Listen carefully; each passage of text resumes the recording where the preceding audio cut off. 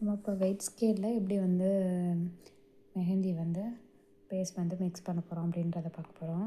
First on பண்ணிக்கணும். On பண்ணதும் 0 காட்டுதா, 0 காட்டினதும் நம்ம என்ன கப் வச்சு அதை மெஷர்மெண்ட் பண்ண போகிறோமோ அந்த கப்பை வச்சிடணும். வச்சா அந்த கப்போட வெயிட் காட்டும். 17 grams காட்டுதா.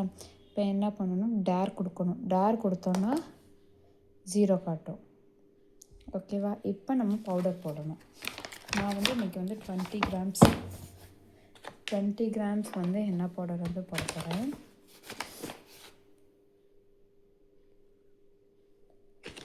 grams இருக்குது.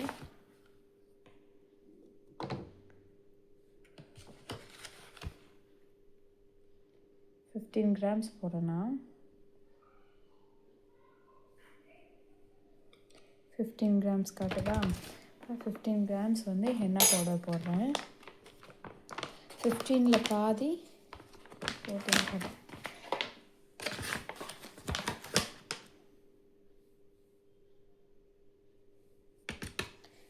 gram காட்டுதா. இப்போ என்ன பண்ண போகிறோம்னா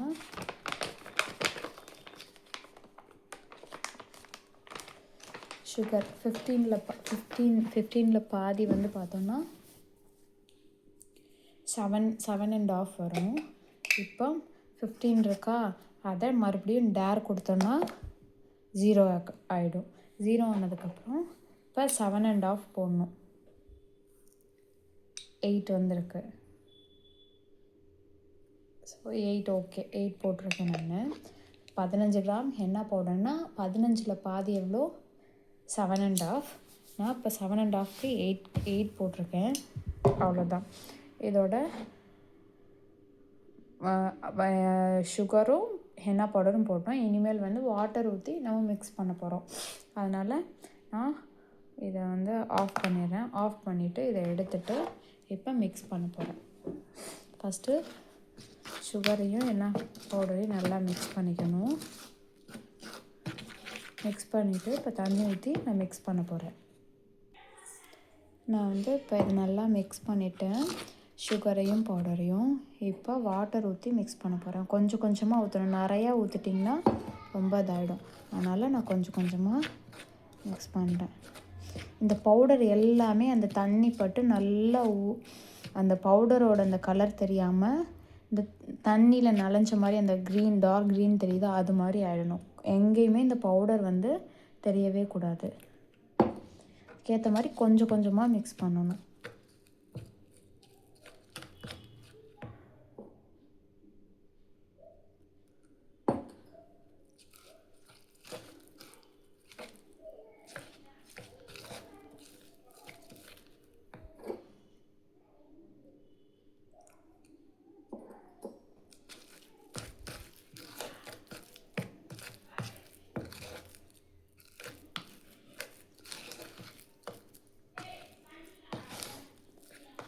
எங்கேயுமே பவுடர் கலர் தெரியாத அளவுக்கு ஃபுல்லாக இந்த பவுடர் எல்லாமே தண்ணியில் சோக் ஆகிடணும். ஓகேவா?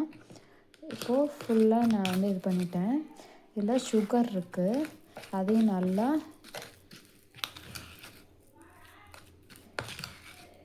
இப்படி நல்லா ஒரு 5 minutes வந்து நல்லா மிக்ஸ் பண்ணுங்கள்.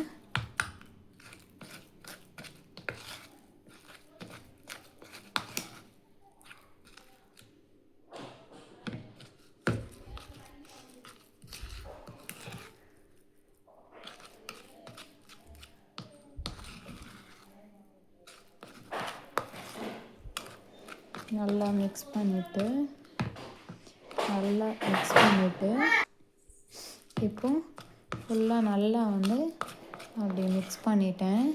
எங்கேயுமே பவுடர் வந்து தெரியலை. எல்லா பவுடரும்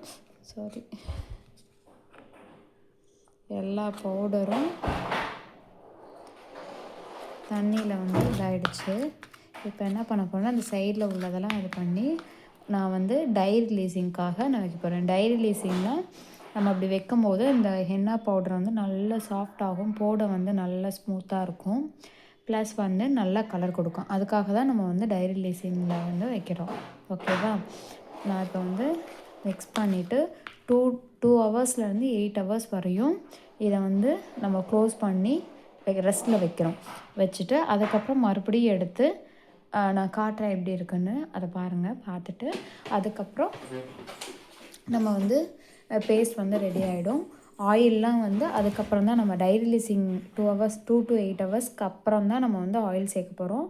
ஆயில் சேர்த்துட்டு அதுக்கப்புறம் வந்து நம்ம ஸ்டாக்கிங்ஸ் போட்டு கோன் வந்து ரெடி பண்ணுவோம். ஓகேவா? இப்போதைக்கு நான் அதை க்ளோஸ் பண்ணி வைக்கிறேன். அதாவது நல்லா திக்காக இருக்கணும். தெரியுதா எப்படி இருக்குன்னு? பாருங்க எப்படி இருக்குன்னு தெரியுதா? நல்லா திக்காக இருக்கணும். நம்ம ஆயில் சேர்க்கும் போது நமக்கு இந்த பேஸ்ட் பார்த்தோன்னா கரெக்டாக வந்துடும். இது மாதிரி திக்காக இருந்தால் தான் கரெக்டாக இருக்கும். நம்ம வேணுன்னும் போது கொஞ்சம் கொஞ்சமாக நம்ம வந்து மறுபடியும் நமக்கு தண்ணி வேணும்னா ஆயில் சேர்த்ததுக்கப்புறம் நம்ம கொஞ்சம் கொஞ்சமாக தண்ணி சேர்த்து இதை மிக்ஸ் பண்ணிக்கலாம். நிறையா ஊற்றிட்டிங்கன்னா மறுபடியும் என்ன பண்ணணும், கொஞ்சம் பவுடர் தான் எக்ஸ்ட்ரா போட்டு தனியாக கொஞ்சம் நேரம் வந்து ஒரு 1 hour வந்து ரெஸ்ட்டில் வச்சு, அதாவது டை ரிலீஸில் வச்சு அதுக்கப்புறம் இதோட மிக்ஸ் பண்ணிக்கணும்.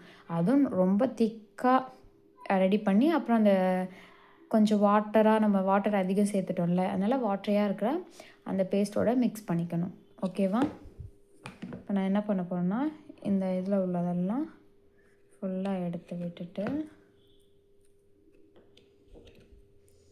டை ரிலீஸ்க்காக நான் வைக்க போகிறேன்.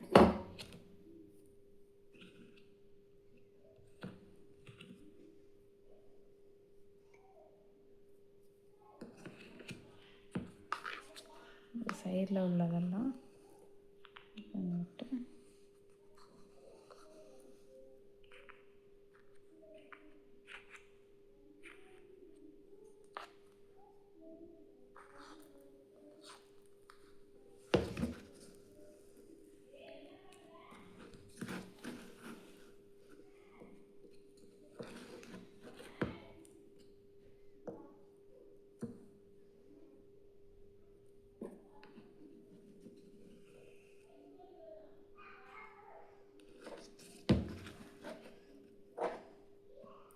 நம்ம இப்படியே வந்து இந்த பேஸ்ட்டை அப்படியே வச்சோன்னா என்ன ஆகும்னா, நமக்கு வந்து மேலெல்லாம் காஞ்சி ஒரு மாதிரி ஆகிடும்.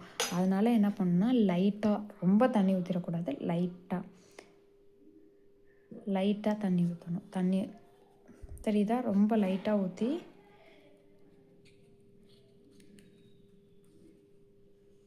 இந்த மேலே காயாமல் இருக்கிறதுக்காக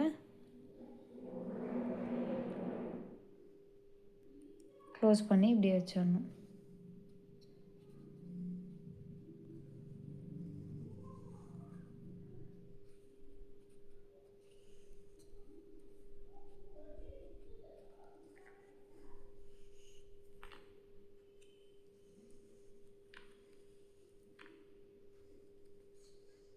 ஓகேவா? மேலே அந்த தண்ணி தெரியுதா? தண்ணி ஊற்றிருக்கிறது. இப்படியே இதை வந்து க்ளோஸ் பண்ணி வைக்கணும். இப்போ லைட்டாக க்ரீனாக இருக்கா? நம்ம ஒரு 2 hours to 8 hours கழித்து பார்த்தோன்னா இந்த மேலே உள்ளதெல்லாம் நல்லா ப்ரௌனாக இருக்கும். அந்த பார்க்கும்போதே இதுக்கான டிஃப்ரென்ஸ் தெரியும். ஓகேவா? இப்போ நான் க்ளோஸ் பண்ணி வைக்க போகிறேன். க்ளோஸ் பண்ணி 2 to 8 hours கழித்து நம்ம வந்து நெக்ஸ்ட் வந்து ப்ராசஸ் பார்க்கலாம். ஓகேவா? நான் க்ளோஸ் பண்ணி வைக்கிறேன்.